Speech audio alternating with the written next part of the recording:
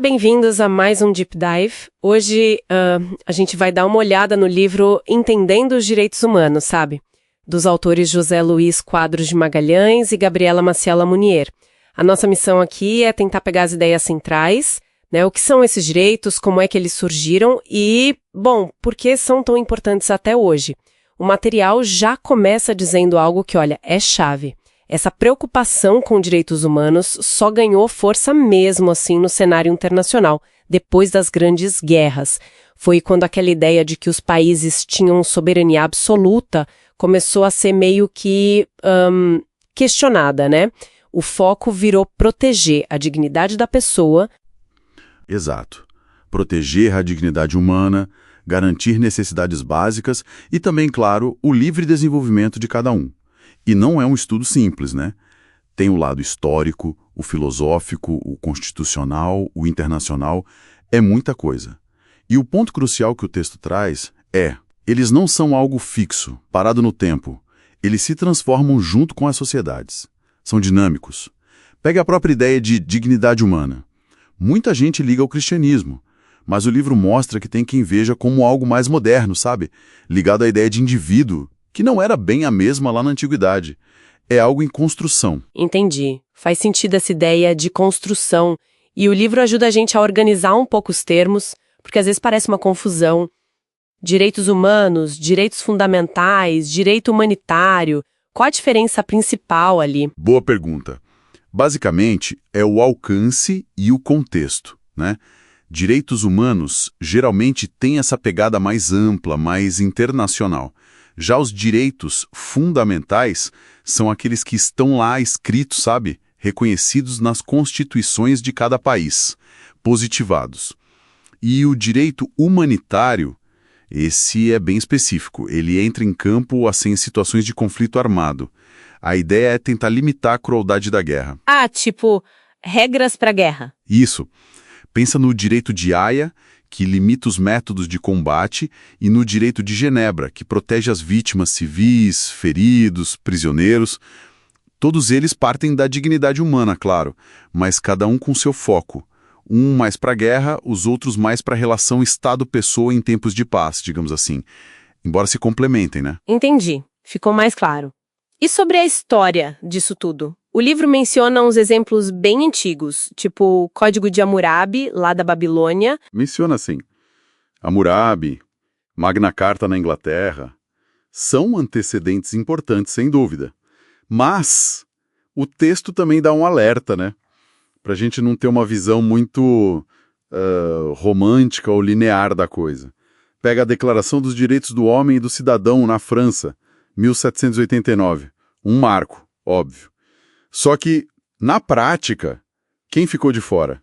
Mulheres, negros. Pois é. E a própria França revolucionária, que falava tanto em liberdade e igualdade, reprimiu com violência os haitianos que estavam buscando exatamente isso, lutando pelos mesmos ideais. Nossa, que contradição!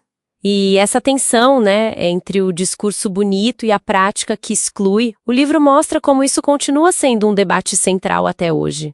Essa coisa de universalismo versus relativismo cultural. Exatamente.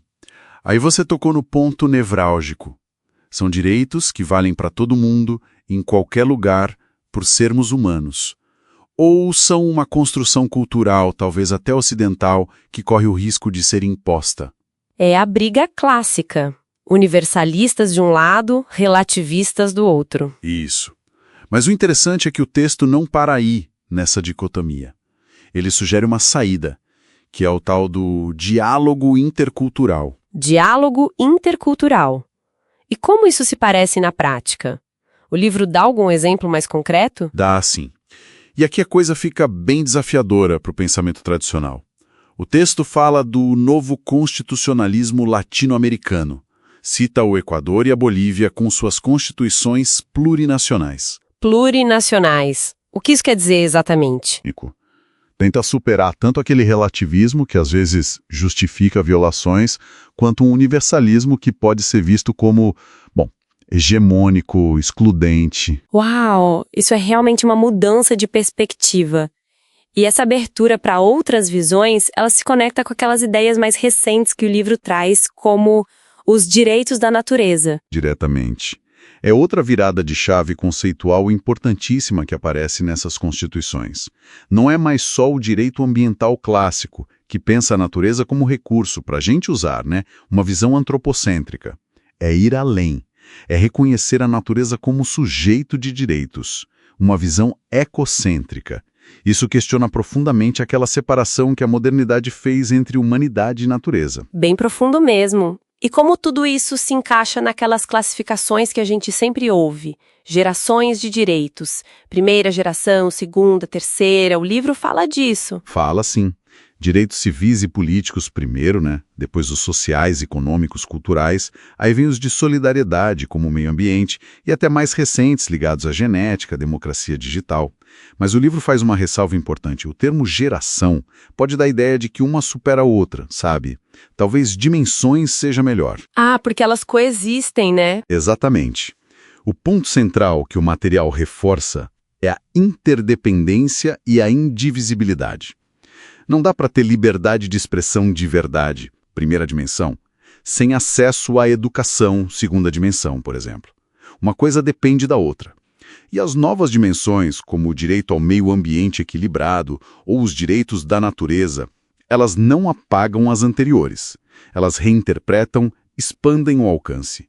E para proteger tudo isso, especialmente no nível internacional, foi preciso relativizar aquela ideia antiga de soberania absoluta do Estado. Isso ganhou muita força depois da Segunda Guerra Mundial, com a ONU, os sistemas regionais de proteção. Quer dizer, o jeito como um país trata seus cidadãos deixou de ser um problema só dele? Em tese, sim. Passou a ser uma questão de interesse internacional legítimo. Claro que isso gera tensões enormes até hoje, né? A discussão sobre intervenção versus soberania continua viva. Então, tentando amarrar tudo que o livro nos trouxe, os direitos humanos são essa construção, né? Contínua, super dinâmica, essencial para a dignidade e que se expandiu muito. Começou com o indivíduo contra o Estado, foi para o social, para o coletivo e agora chega até na natureza. A tensão entre o universal e o diverso continua aí, firme e forte, mas estão surgindo caminhos diferentes, como esse do plurinacionalismo, tentando um diálogo mais real, talvez? Exatamente. É um campo em constante ebulição.